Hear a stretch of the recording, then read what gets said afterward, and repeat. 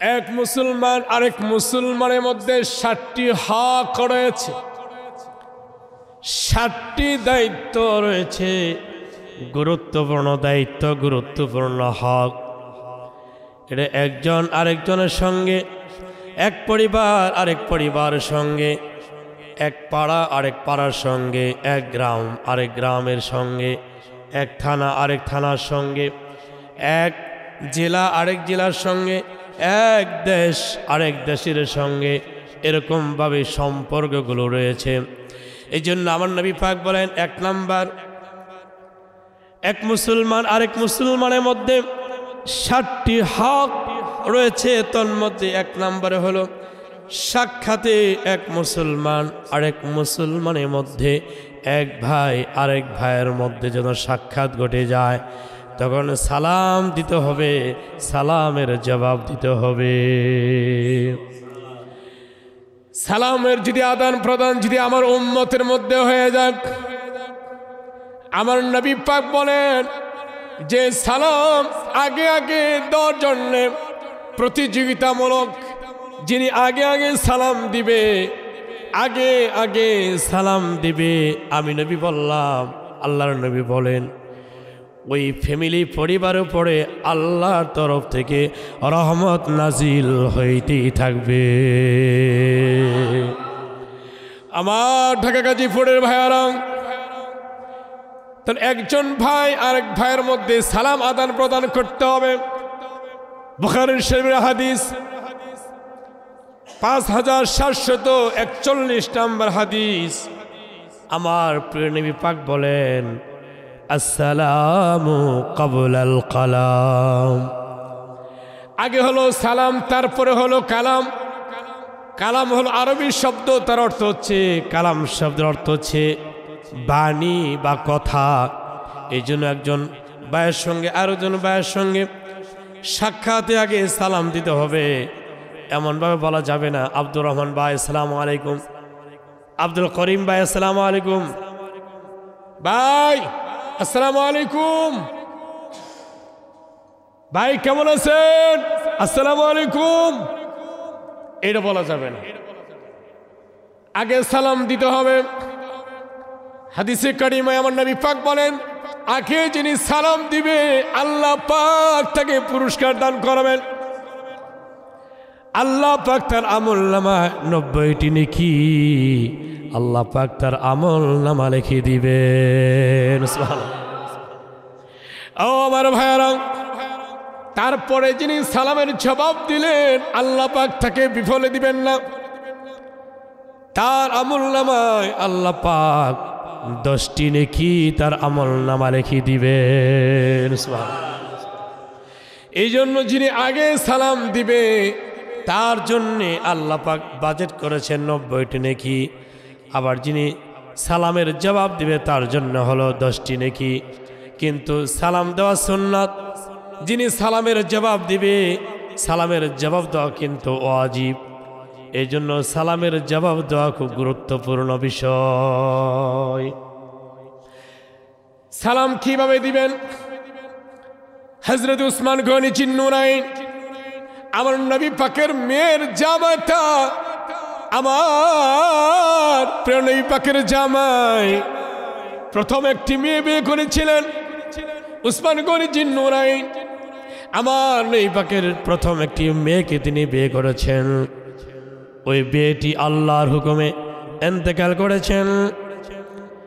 তারপরে আমার প্রিয় নবী পাক উসমান গনি জিন্নুরাইনের কাছে আবার দ্বিতীয় আর একটি মেয়ে বিয়ে দিয়েছেন। এই জন্য জিন্নুরাইন অতএব মানে 2টি নূরের অধিকারী। উসমান গনি জিন্নুরাইন আমার প্রিয় নবী পাককে কিভাবে সালাম দিতেন? আমার প্রিয় হাবিবকে কেউ আগে সালাম দিতে পারে নাই। সাহাবে কেরামদের মধ্যে সালামের প্রতিযোগিতা শুরু হয়ে গিয়েছিল, কার আগে কে সালাম দিবে, কার আগে কে সালাম দিবে, কার আগে কে সালাম দিবে, কে কত বড়, কে কার কত বড়, কে কার পথ কত বড়, কার পথ কত বড়, কে কার চেয়ে কত বড়, এইটা তাদের মধ্যে লক্ষ্য করে নাই। তাদের মধ্যে সাহাবে কেরামদের মধ্যে প্রতিযোগিতা ছিল কার আগে কে সালাম দিবে। একদিন উসমান গনি জিন্নুরাইন তিনি আমার প্রিয় নবী পাককে সালাম দিবেন, কারণ নবী পাককে দেখলে তো আগে সালাম দেওয়া যায় না, নবী পাক আগেই সাহাবে কেরামদেরকে সালাম দিয়ে দিতেন। ও আমার ঢাকা গাজীপুরের ভাইয়ারা, একদিন মসজিদে নববীর সামনে উসমান গনি জিন্নুরাইন তিনি গাছের আড়ালে তিনি লুকাইয়াছিলেন। এদিক দিয়ে আমার নবী পাক মসজিদে নববীতে নামাজের জন্য যখন মসজিদে নববীর দিকে যখন আসতেছিলেন, তখন গাছের আড়াল থেকে বের হয়ে উসমান গনি জিন্নুরাইন নবী পাককে সালাম দিলেন, আসসালাতু ওয়াসসালামু আলাইকা ইয়া রাসূলুল্লাহ। বলেন মারহাবা। ও আমার ভাইরা, এই সালাম শুনে আমার প্রিয় নবী পাক মুস্কি হেসে দিলেন। মুস্কি হেসে দেওয়ার সঙ্গে সঙ্গে আল্লাহ পাক জিবরাইল আমিনকে পাঠাইলেন। জিবরাইল আমিন আমার নবী পাকের কাছে যাও, গিয়া এই সংবাদটুকু শুনে দাও, সালামু কাওলাম মির রাব্বির রহিম। আল্লাহু আকবার। ও আমার ভাইরা, নবী পাক জিজ্ঞেস করলেন, উসমান তুমি কেন গাছের আড়াল লুকিয়েছিলে? গাছের আড়াল থেকে তুমি কেন বের হয়ে আমাকে সালাম দিলে?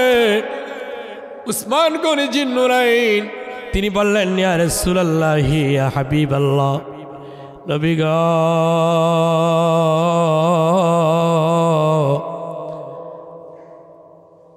অনেক দিন চেষ্টা করেছি আপনাকে আগে আগে সালাম দেওয়ার জন্যে। আল্লাহু আকবার। নবী গো পারি নাই আপনাকে আগে সালাম দেওয়ার জন্যে, আপনাকে সালাম দেওয়ার জন্য আগে চেষ্টা করেছি কিন্তু পারি নাই। আপনি দেখা মাত্রই আগে আপনি সালাম দিয়ে দেন। সেই জন্য আমি আজকে এই পরিকল্পনা করেছি, আপনি যখন আসতেছেন দূর থেকে আমি দেখেছি গাছের আড়ালে লুকিয়েছিলাম, যেন আপনি কাছাকাছি আসলে আমি গাছের আড়াল থেকে বের হয়ে আমি আপনাকে সালাম দিতাম। সুবহানাল্লাহ। আবার প্রিয় পাক বলেন, উসমান তুমি যে গাছের আড়াল থেকে আমাকে সালাম দিলে, আল্লাহ খুশি হইয়া গেলেন। আল্লাহু আকবার। আল্লাহ খুশি হইয়া এই মুহূর্তের মধ্যে উসমান আল্লাহ পাক একটি কোরআন পাকের আয়াত দিয়ে জিবরাইল আমিনকে দিয়ে পাঠাইছেন। আয়াতটা হইল সূরা ইয়াসিনের ভিতরে, সালামু কাওলাম মির রাব্বির রহিম। আমার নবী পাক বলেন, উসমান রে আল্লাহর জাতির কসম লাগে, তুমি যেরকম গাছের আড়াল থেকে প্রতিযোগিতামূলক আমাকে তুমি সালাম দিলে রে উসমান, এরকমভাবে যদি আমার উম্মতের মধ্যে একজন আরেকজনের মধ্যে যদি এরকম সালামের প্রতিযোগিতা শুরু হয়ে যায়, তাহলে আল্লাহর আসমান থেকে রহমত ওই উম্মতের উপর নাজিল হইতেই থাকবে। নবী পাকের কাছে একজন সাহাবী তিনি এসে বললেন, ইয়া রাসূলুল্লাহ ইয়া হাবিবাল্লাহ,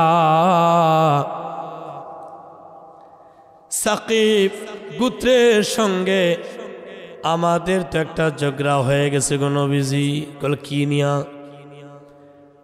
কল উটের পাল নিয়া ঝগড়া হয়ে গেছে। তাদের উটের পাল আছে, আমাদের উটের পাল আছে। নবী গো সাকিব গোত্র খুব ধনাঢ্য, তারা বেশি বেশি করে উট পালন করে। তারা হুমকি দুমকি দেয়, তোমাদের উটগুলো আমাদের কাছে বিক্রি করে দাও। জোর করে কয়, টাকার গরমে।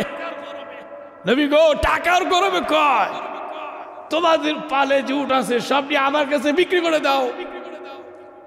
ইয়া রাসূলুল্লাহ, আমি কিছু বলি না, রাগে দুইটা গালি দিয়ে দিছি। কি গালি দিছি? সাকিব গোত্রের যে পূর্বের যে বংশ ছিল তারা ছিল গরিব এবং ইহুদি, কঠোরপন্থী ইহুদি ছিল। আমি বলছিলাম যে ইহুদি বংশের বাচ্চা মুসলিম। কি গালি দিছে? ইহুদির বংশের বাচ্চা মুসলিম। ইহুদির বংশের বাচ্চা মুসলিম তো ঠিকই আছে, আগে তো পূর্ববর্তী ইহুদি বংশই ছিল, এখন মুসলমান তো ঠিকই আছে। তারপরে যেহেতু আগের বংশের কথা কয়ে যেহেতু একটু বলছে, এটাই ব্যক্তির ভিতরে লাগছে। অথচ দেখেন, যিনি বকা দিলেন, যাকে বকা দিলেন হিসাবটা ছিল কিন্তু তিনি নবী পাকের কাছে আইসা আপনি বিচারটা দেওয়ার কথা ছিল, কিন্তু তিনি বিচার দেন নাই। অথচ যিনি বকা দিলেন তিনি নবীকে বলেন, ইয়া রাসূলুল্লাহ, আমি তো আমার ওই সাকিব গোত্রের আমার এক বংশধর এক ভাইকে আমি তো এইভাবে বকা দিয়েছি। এটা কিভাবে সমাধান করা যায় নবী গো? আমার নবী পাক বলেন, তুমি যদি ওই ব্যক্তির সঙ্গে যদি আপোষ করতে চাও তাহলে তুমি ওই ব্যক্তিকে বারবার সাক্ষাতে তুমি সালাম দিবে। এই সাহাবী হযরত সুহাইল রাদিয়াল্লাহু তাআলা,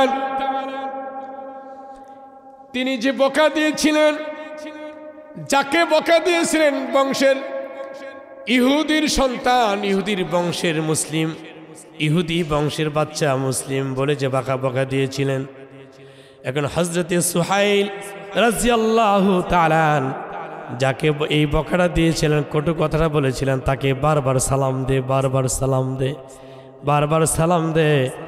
আবার সন্ধ্যার সময় ঈশা নবীকে বলে, নবী গো, আজকে সারাদিন যতবার দেখা হয়েছে ততবার তাকে আমি সালাম দিয়েছি। আমার নবী তাকে বলেন, সুহাইল, আগামীকালকে আবার তার কাছে যাবে, গিয়ে জিজ্ঞাসা করবে, সালাম দেওয়ার পরে জিজ্ঞাসা করবে, ওই তোমার ওই ভাইকে জিজ্ঞাসা করবে, ভাই আমি তো শুনেছি আপনার বাবা তো মুরব্বী অসুস্থ, আপনার বাবার শরীরটা কেমন আছে? যখন নাকি এই কথাটুকু বলল, সঙ্গে সঙ্গে ওই ব্যক্তি মুস্কি হেসে দিয়েছেন। বলেন সুবহানাল্লাহ। মুস্কি হেসে দিয়েছেন উনি, মুস্কি হেসে দিয়ে বলতেছে, কি ব্যাপার? উল্টা বকা দিলা তুমি আমাকে, আমার বংশের নাম কিয়া, এখন তুমি আমাকে সালাম দিচ্ছ, আমার পরিবারের কথা জিজ্ঞাসা করছো। আমার মনে হচ্ছে তুমি মনে হয় আব্দুল্লাহর বেটার কাছে তুমি গিয়েছে, বলো ঠিক আছে না? সুবহানাল্লাহ বলেন। সুহাইল বললেন, ভাই আল্লাহর জাতির কসম লাগে, তোমার সঙ্গে আমি আজ 2 দিন আগে তোমার সঙ্গে আমার মনোমালিন্য হয়েছিল, ঝগড়া হয়েছিল। যদি মাত্র আমি 2 দিনের মধ্যে যদি তোমার সঙ্গে যদি আমি সালাম আদান প্রদান যদি না করতাম, আমার ঈমান নষ্ট হয়ে যাইত, ঈমান নষ্ট হয়ে যেত। এই জন্য এক ভাইয়ের সঙ্গে যদি কোনো মনোমালিন্য হয়, ঝগড়া বিগ্রহ হয়, কমপক্ষে 3 দিনের বেশি যেন কথা বলা বন্ধ না থাকে। এই জন্য 3 দিনের বেশি যদি কথা বলা বন্ধ হয়ে যায় তবে উভয় পক্ষের ক্ষতি, উভয় পক্ষের ক্ষতি। এই জন্যই আমার নবী পাক বলেন, একজন সাহাবী আর একজন সাহাবীর সঙ্গে তাদের সালামের মধ্যে প্রতিযোগিতা শুরু হয়ে গিয়েছিল। এখন আমাদের বর্তমান জামানা, আমরা একজন কিশোর ছেলেকে আমরা সালাম দিতে যাই না, একটা যুবা, আমরা মুরব্বী একজন যুবককে আমরা সালাম দিতে যাই না, আমাদের ছেলে মেয়েকেও আমরা সালাম দিতে জানি না, আমরা ছেলে মেয়েদেরকেও আমরা সালাম দেই না, আমাদের নাতিপুতিদেরকেও আমরা সালাম দেই না।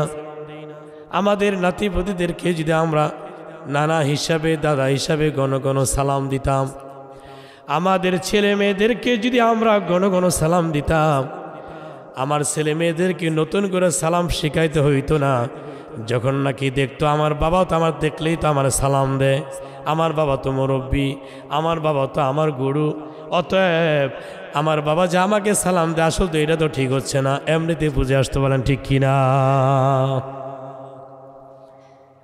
এমনি বুঝে আসছে। এই জন্য ভাইরা প্রত্যেকের ছেলে মেয়েদেরকে সালাম দিবেন, নিজের নাতিপুতিদেরকে সালাম দিবেন। তাহলে আপনি নাতিপুতিদেরকে নতুন করে সালাম শিখাইতে হবে না, আপনার সন্তানদেরকে নতুন করে সালাম শিখাইতে হইব না। আপনি নিজে যদি ছেলে মেয়েদেরকে আপনি সালাম দেন, আপনার সালাম দেওয়া দেখায় আপনার ছেলে মেয়েরা আপনাকে সালাম দিবে, ঠিক কিনা? এই জন্য একজন মুসলমান আরেকজন মুসলমানের মধ্যে 7টি হক রয়েছে, দায়িত্ব রয়েছে। 1 নাম্বার দায়িত্ব হলো একজন আরেকজনের সাক্ষাতে সালাম আদান প্রদান করবে, সালাম দিবে। আসসালামু কাবলাল কালাম, বুখারী হাদিস, আসসালামু কাবলাল কালাম, সালাম দিবে তারপরে কথা বলবে। হাদিসের কারিমা আমার নবী পাক বলেন, একজন আরেকজনের সঙ্গে সাক্ষাৎ হলে যখন আপনি সালাম দিবেন, সালাম দেওয়ার পরে যদি তার বাবা মা সম্পর্কে তোমার ধারণা জানা থাকে, তার বৃদ্ধ বাবা মা আছে, বাবার কোনো ফ্যামিলি পরিবার সদস্য কোনো অসুস্থ আছে, তাকে তার কথা জিজ্ঞাসা করবেন, বাবা মার কথা জিজ্ঞাসা করবেন, তোমার বাবা কেমন আছে, তোমার মা কেমন আছে, এগুলো জিজ্ঞাসা করবেন। এগুলো কথা যদি আপনি জিজ্ঞাসা করেন, তবে আপনার মন ওই ব্যক্তির প্রতি যদি আপনার মন যদি ক্ষোভ থাকে, আপনার প্রতি যদি তার মন যদি ক্ষোভ থাকে, তবে আপনার প্রতি তার ভালোবাসা সৃষ্টি হয়ে যাবে, বলেন ঠিক কিনা? ভালোবাসা সৃষ্টি হয়ে যাবে। 2 নাম্বার হক হলো এক মুসলমান আর এক মুসলমানের মধ্যে 7টি হক রয়েছে, দায়িত্ব রয়েছে। 2 নাম্বার দায়িত্ব হলো কোনো জানাজায় অংশগ্রহণ করা। সমাজের কোনো মৃত ব্যক্তি, কোনো মানুষ যদি মুসলমান কোনো মানুষ মারা যায়, ওই ব্যক্তির জানাজায় অংশগ্রহণ করা, ওই জানাজায় অংশগ্রহণ করা এক মুসলমান আরেক মুসলমানের উপরে দায়িত্ব।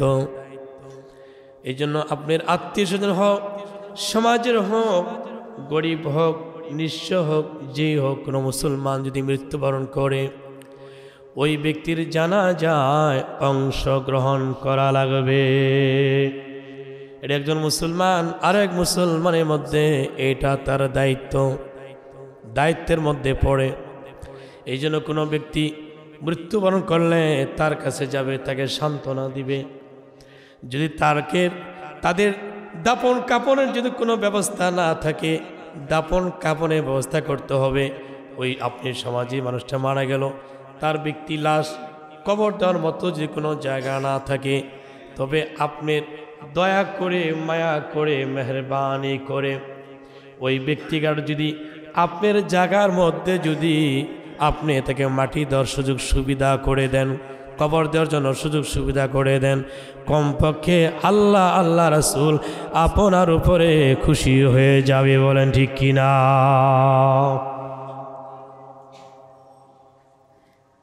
তৃতীয় নম্বর হক হল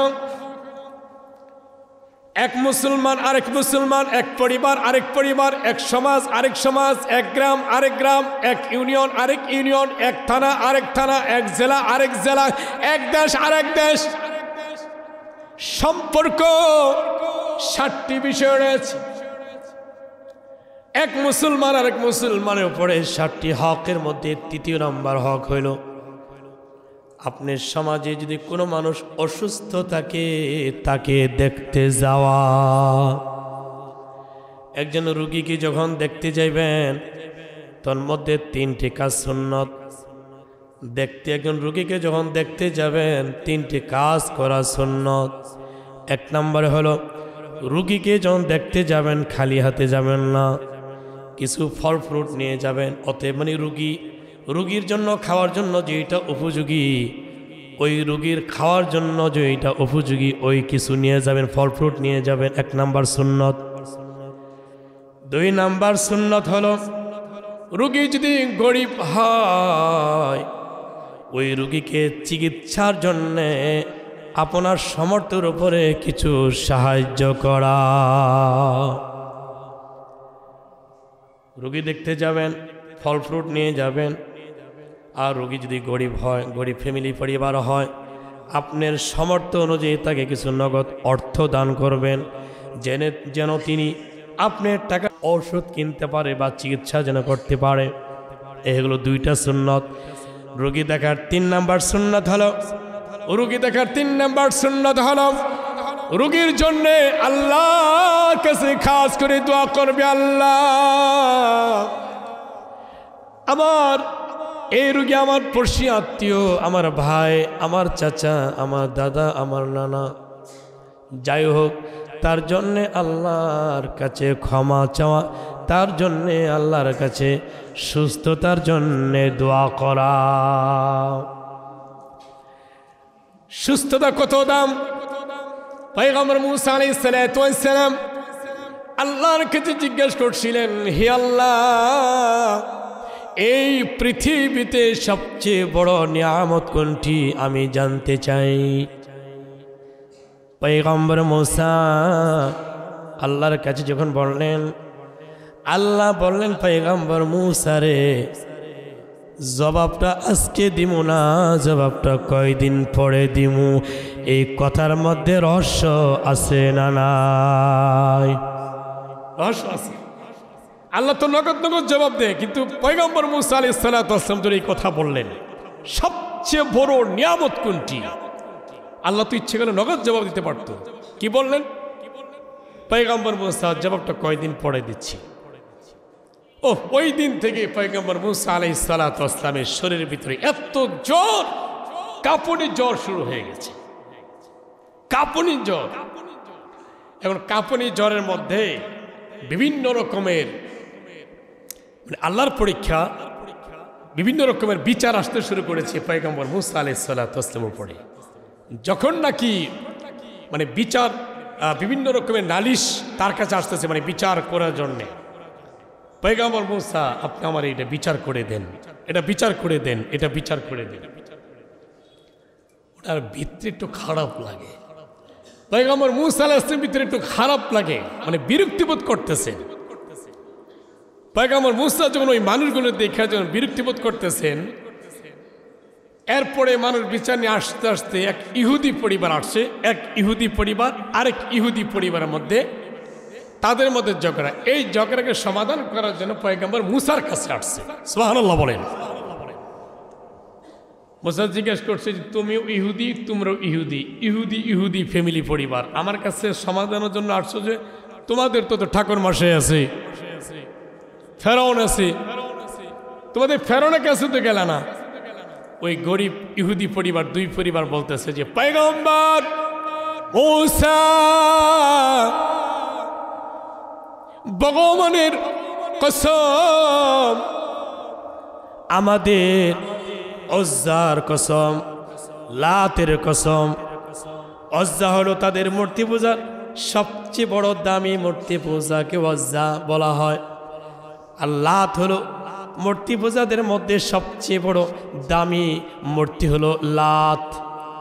ওই ইহুদিরা বলতেছে, মূসা পয়গম্বর, লাতের কসম, উজ্জার কসম করে বলতেছে, রে মূসা, আমাদের ঠাকুর মশাই ফেরাউনের মধ্যে কোনো ইনসাফ নাই। আল্লাহু আকবার।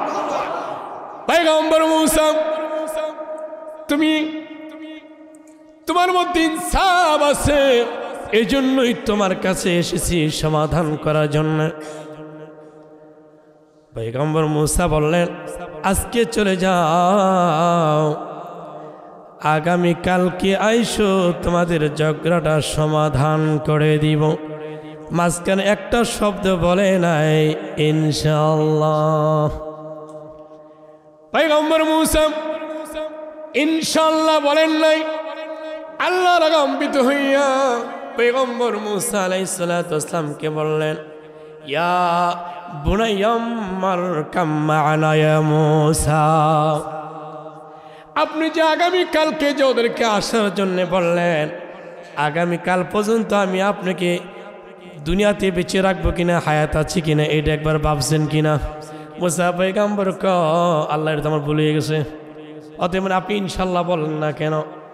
এই জন্যই কোনো কথা দিলে আগে বলতে হবে ইনশাআল্লাহ আগামীকালকে যাব, ইনশাআল্লাহ এই কাজটা করব, ইনশাআল্লাহ। এই জন্য ইনশাআল্লাহ বলতে হয়। বলতেছিলাম ভাইয়ার আমার, অসুস্থ হওয়ার পরে মাথা এলোমেলো হয়ে গেছে। তারপর তাফসিরে রুহুল বায়ান, তাফসিরে রুহুল মাআনি, সূরা নূরের একটি আয়াতের মুফাসসিরিন কিরাম ব্যাখ্যা করতে গিয়ে আল্লাহ পাক মুসা আলাইহিস সালাতু ওয়াস সালামকে বললেন, পয়গম্বর মুসা, যখন আপনি জিজ্ঞাসা করছিলেন এই পৃথিবীতে সবচেয়ে বড় নিয়ামত কোনটি, তখন কিন্তু আমি বলেছিলাম কয়দিন পর আমি জবাবটা দেই। এর মধ্যে আমি আপনার দেহের ভিতরে আমি অসুস্থ ঢুকাইয়া দিই। আপনার ভিতরে যখন অসুস্থ ছিলেন, অসুস্থ থাকার পরে আপনার মন মানসিকতা দুর্বল হয়ে গেছে, মন মানসিকতা আপনার মেজাজ হয়ে গেছে, আপনি ভালো লাগে নাই। এখন আল্লাহ প্রশ্ন করে, পয়গম্বর মুসা আপনি নিজেই বলেন সবচেয়ে বড় দামি নিয়ামত কোনটি? পয়গম্বর মুসা বলে, হুজুর, পয়গম্বর মুসা আলাইহিস সালাতু ওয়াস সালাম বলে, হে আল্লাহ, আমার তো মনে হচ্ছে সবচেয়ে বড় নিয়ামত হচ্ছে সুস্থতা। এই জন্য নবী করিম সাল্লাল্লাহু আলাইহি ওয়াসাল্লাম বলেন, তোমরা যখন আল্লাহর কাছে দোয়া করবে, তিনটা বিষয় দোয়া করবে। এক নম্বর হলো, হে আল্লাহ আমাকে সর্বহালতে তুমি সুস্থ রাখিও। দুই নম্বর হলো, সর্বহালতে আমাদের ঈমানের হালতে রাখিও। তিন নম্বর দোয়া হলো, মৃত্যুর সময় কালেমা নসিব করে আল্লাহ তুমি আমাদেরকে মৃত্যু করিও। ও আমার ঢাকা গাজীপুরের ভাইরা, বলতেছিলাম এক মুসলমানের মধ্যে 7টি হক রয়েছে, দায়িত্ব রয়েছে। 3 নাম্বার শুনতে পাইলেন, আপনি সমাজে কোনো মানুষ অসুস্থ থাকে, ওই অসুস্থ রোগীদেরকে দেখতে যাওয়া, এই হলো 3 নাম্বার। যখন দেখতে যাবেন সেখানে 3টি সুন্নত। 1 নাম্বার সুন্নত হলো ফল ফ্রুট নিয়ে যাওয়া। 2 নাম্বার সুন্নত হলো রোগী যদি গরিব হয় নগদ কিছু অর্থ দান করা। 3 নাম্বার সুন্নত হলো রোগীর জন্যে আল্লাহর কাছে রোগীর সুস্থতার জন্যে দোয়া করা। এই হলো 3 নাম্বার। 4 নাম্বার হলো এক মুসলমানের মধ্যে 7টি হক বা দায়িত্ব রয়েছে। 4 নাম্বার হলো কোনো ব্যক্তি যদি হাঁচি দেয়, আপনি যে শুনেন এই হাঁচি শুনলেন, এখন উনি আলহামদুলিল্লাহ বলুক আর নাই বলুক, আসলে হাঁচি দেওয়ার সাথে সাথে আলহামদুলিল্লাহ বলতে হয়। এর আগে যদি কেউ এরকম ভুল করে থাকেন, আজকের আলোচনা থেকে নতুন করে জেনে নেন, হাঁচি দেওয়ার সাথে সাথে আলহামদুলিল্লাহ বলতে হবে। হাঁচি দেওয়ার সাথে কি বলতে হবে? আলহামদুলিল্লাহ বলতে হবে। আবার উনি যে হাঁচি দিলেন, হাঁচি দেওয়ার সাথে যে আলহামদুলিল্লাহ বলল, আপনি আলহামদুলিল্লাহ শুনেন বা নাই শুনেন, ইমাম শামী রহমতুল্লাহ আলাইহি তিনি ব্যাখ্যা করেছেন, ফতোয়ে শামীর ভিতরে ব্যাখ্যা করছেন, আপনি আলহামদুলিল্লাহ শুনেন বা নাই শুনেন, আপনি তার হাঁচির জবাব দিবেন আরহামুকুমুল্লাহ। হাঁচির জবাব আরহামুকুমুল্লাহ। এই হলো 5 নম্বর, হাঁচির জবাব দেওয়া। কেউ হাঁচি দিলে এক মুসলমান আরেক মুসলমানের 7টি হকের মধ্যে 5 নম্বর গেল হাঁচির জবাব দেওয়া। 6 নম্বর হলো কোনো ব্যক্তি যদি ওয়াদা করে ওয়াদা সমাজের মধ্যে যদি কোনো ওয়াদা করে যায়, ওই ওয়াদাটা তার জন্য পূর্ণ করে দেওয়া। কেমন ওয়াদা করলো? মুরব্বী জীবিত ছিল, আমার বাবা জীবিত ছিল, মসজিদের জন্য নিয়ত করে গেছে 2 ঘন্টা জায়গা দিবে, 2 কাঠা জায়গা দিয়ে 5 কাঠা জায়গা দিবে। মুরব্বী ওয়াদা করে গেছেন একটা মাদ্রাসা ভবন করে দিবে, মুরব্বী স্বীকার করে গেছেন মসজিদে 1 লক্ষ টাকা দিয়ে মাদ্রাসা 1 লক্ষ টাকা দিবে, এরকম ওয়াদা করে গেছেন। আমি মরে যাওয়ার পরেও তার ওয়াদাটা পূরণ করা তার পরিবারের জন্য দায়িত্ব। 6 নম্বর গেল। তাহলে এই ব্যক্তি যদি কোনো ওয়াদা করে থাকেন তার ওয়াদাকে পূরণ করা, তার ওয়াদাকে পূরণ করতে হবে। আরেকটি বিষয় হলো অসহায়কে সাহায্য করা। এক মুসলমান আরেক মুসলমানের মধ্যে 7টি হকের মধ্যে একটি হক রয়েছে, যেটা হলো অসহায় সমাজের অসহায় ব্যক্তিকে সাহায্য করা। অসহায় ব্যক্তিকে সাহায্য করতে হবে, এইটাও আপনি আমার মধ্যে দায়িত্বের মধ্যে পড়ে। আপনি আমার সমাজের মধ্যে কোনো মুচি থাকে, হিন্দু ফ্যামিলি পরিবার, গারো, খ্রিস্টান, আমাদের জামালপুর শেরপুরের হালুয়াঘাট ময়মনসিংহ হোক, হালুয়াঘাট থানার মধ্যে অসংখ্য গারো পরিবার আছে। আমাদের নালিতাবাড়ি অসংখ্য গারো পরিবার আছে। জামালপুরে কিছু অংশ গারো পরিবার আছে। ওই আপনার পরিবারের মধ্যে হিন্দু চামার মুচি পরিবার, গারো পরিবার, এটাও কিন্তু আপনার সমাজের অংশ। ওরা যদি কোনো বিপদে পড়ে ওদের বিপদ সারানোর জন্য আপনি আমাদের দায়িত্ব। ওদের মধ্যে কেউ রুই অসুস্থ থাকে তাদেরকে দেখতে যাও আমাদের মুসলমান আমাদের দায়িত্ব, কারণ তারা আমাদের পড়শি, আমাদের পাড়াপড়শি, তারা আমাদের সমাজের। তাদেরকে তাদের খোঁজখবর নেওয়া আমাদেরও দায়িত্ব আছে না নাই? অসহায়কে সাহায্য করা। হযরতে খলিফাতুল মুসলিমিন হযরতে ওমর ফারুক রাদিয়াল্লাহু তাআলা তিনি রাত হলে মদিনার ঘরে ঘরে ঘরে ঘরে যেতেন, খোঁজখবর নিতেন কার কি অভাব, কার কি দরকার। একদিন তিনি মরুভূমিতে দেখলেন একটাই মাত্র একটি ঘর। ওই ঘরের ভিতরে, ঘরের বাহির থেকে খলিফাতুল মুসলিমিন হযরতে ওমর ফারুক রাদিয়াল্লাহু তাআলা উনি কান পেতে দিলেন। তিনি শুনতে পেলেন ঘরের ভিতর থেকে কষ্টের, আবেগের, কষ্টের কিছু শান গাইতেছেন একজন নারী। খলিফাতুল মুসলিমিন ওমর ফারুক রাদিয়াল্লাহু তাআলা ঘরে বাইরে দিয়ে যে উঠান দিয়ে যে ঘরের দরজাতে লক করলেন, ঘরের ভিতরে কি আছো? একজন মহিলা ঘরের দরজা খুলে দিলেন। ভাই তুমি কে? বলে আমি একজন মুসাফির। তিনি যে উমর এটা পরিচয় দেন নাই, তিনি যে খলিফাতুল মুসলিমিন উমর এটা পরিচয় দেন নাই, তিনি বলছেন আমি একজন মুসাফির। মুসাফির জিজ্ঞেস করলেন বোন তুমি যে গজল গাইতেছিলে কষ্টের, তোমার ভিতরে মনে হচ্ছে অনেক কষ্ট, এই কষ্টের গজল গাইতেছিলে কারণ কি? মহিলা বলল আল্লাহর কসম লাগে মুসাফির ভাই, আমি যদি আজকে উমরে যদি পাইতাম তাকে হাত পা বেঁধে রাইখে আমার নবীজিকে আমি খবর দিতাম। খলিফাতুল মুসলিমিন হযরত ওমর ফারুক রাদিয়াল্লাহু তাআলা মহিলাকে জিজ্ঞেস করলেন কারণ কি? উমরের প্রতি তোমার এত কেন খুব, এত কেন রাগ? আজ থেকে 4 মাস আগে উমর, মহিলা কিন্তু উমরকে চিনে না, মনে রাখবেন, মহিলা কিন্তু উমরকে কিন্তু চিনে না, এটাই যে উমর। মহিলা বলতে আজ থেকে 4 মাস আগে 3 দিনের কথা কইয়া আমার স্বামীকে বাড়ি থেকে নিয়ে গেছে। উমর আসে নাই, মানে আমার স্বামী বাড়িতে বলে গেছে যে উমরের নির্দেশ ইসলামের কাজে, দেশের কাজে, হ্যাঁ ইসলামের কাজে, দেশের কাজে, ইসলাম প্রচারের কাজে আমি 3 দিনের জন্য যাচ্ছি। তো যান, আপনি 3 দিনের জন্য ইসলামের জন্য যাচ্ছেন, যান। 3 দিনের কথা বলে আজকে 4 মাস হয়ে গেছে। আমার ঘরে 3টি বাচ্চা, আমি একটা ইহুদির বাড়িতে কাজ করি, যা পাই তা দিয়ে আমি সংসার চালাই। কিন্তু আমি আজকে যদি উমরকে পাইতাম, জিজ্ঞাসা করতাম আমার এই 4 মাস ধরে আমার স্বামী আমার বাড়িতে ফিরে না, আমার স্বামী কি দেশ ত্যাগ করলো নাকি তাকে মেরে ফেললো না যুদ্ধতে শহীদ বরণ করেছে, আমার স্বামীকে পাই নাই, আমি উমর নামে আল্লাহর দরবারে আমি নালিশ করব।